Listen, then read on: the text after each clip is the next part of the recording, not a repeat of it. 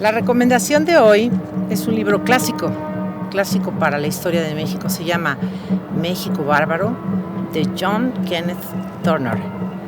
Él era un periodista estadounidense que llegó a territorio nacional porque escuchaba muchas denuncias sobre irregularidades que ocurrían en el régimen de Porfirio Díaz.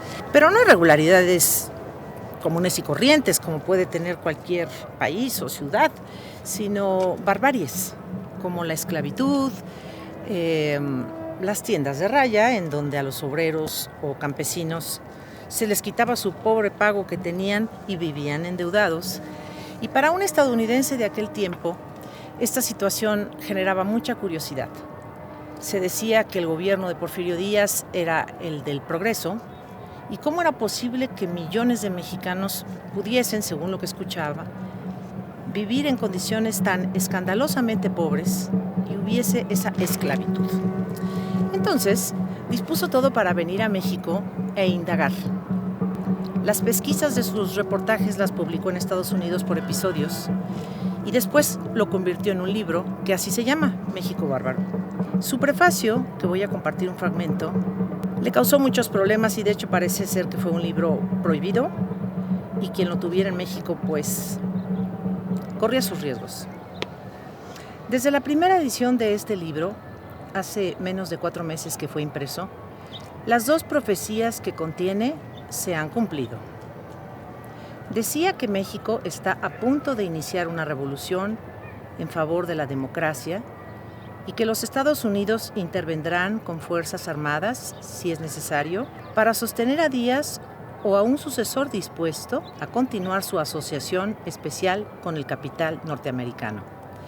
En el momento de escribir estas líneas, en Los Ángeles, California, 8 de abril de 1911, hay cerca de 30,000 soldados norteamericanos que patrullan la frontera mexicana y barcos de guerra de los Estados Unidos navegan en la proximidad de los puertos mexicanos.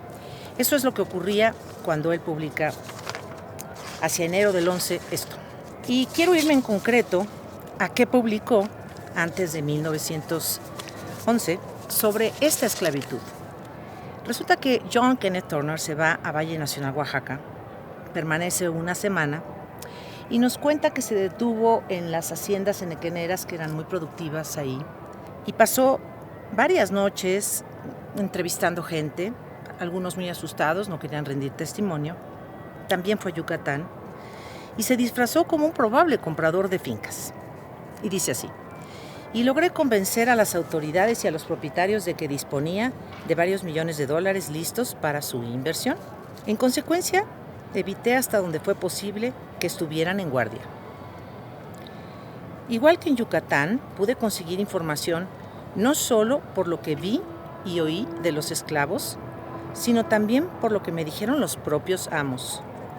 En realidad, tuve más suerte que en Yucatán porque me hice amigo de jefes y policías al grado de que nunca llegaron a sospechar de mí. Sin duda, algunos de ellos esperaban que llegase por ahí un buen día con unos cuantos millones en la mano, listo para pagarles por sus propiedades el doble de su valor. A medida que nos aproximábamos a Valle Nacional, notábamos que la gente mayor abundaba por la región y muchos no habían estado ahí, pero habían oído rumores. Algunos habían visto a los supervivientes y la vista de esos cadáveres vivientes había confirmado tales rumores. Al bajar del tren en Córdoba, vimos que cruzaba el andén una procesión de 14 hombres, 2 adelante y 2 detrás de la fila con rifles, y los 10 restantes con los brazos amarrados a la espalda y las cabezas bajas. Algunos iban andrajosos, otros vestían bien y varios llevaban pequeños bustos colgados del hombro. «Camino del Valle», murmuré.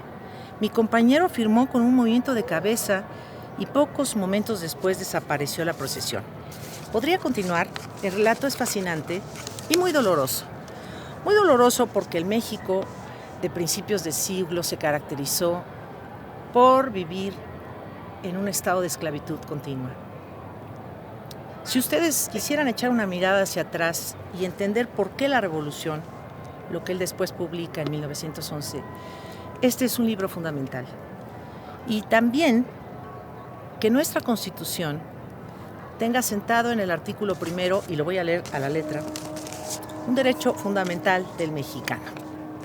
Si existía la esclavitud y las personas no eran dueñas de su voluntad, de su trabajo, tampoco de su pareja o de su propia familia, eso es esclavitud, aquí y en cualquier lugar del mundo.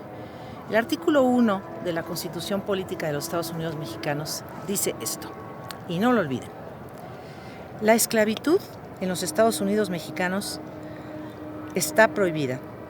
Los esclavos del extranjero que entren al territorio nacional alcanzarán, por este solo hecho, su libertad y protección de las leyes. Como mexicana, la verdad me enorgullezco que el artículo primero de la Constitución refiera a la libertad de los mexicanos. Hoy se oye palabra libertad por aquí y por allá. Esta libertad es la importante, la libertad de nuestras personas y nuestros derechos. Nos vemos la próxima.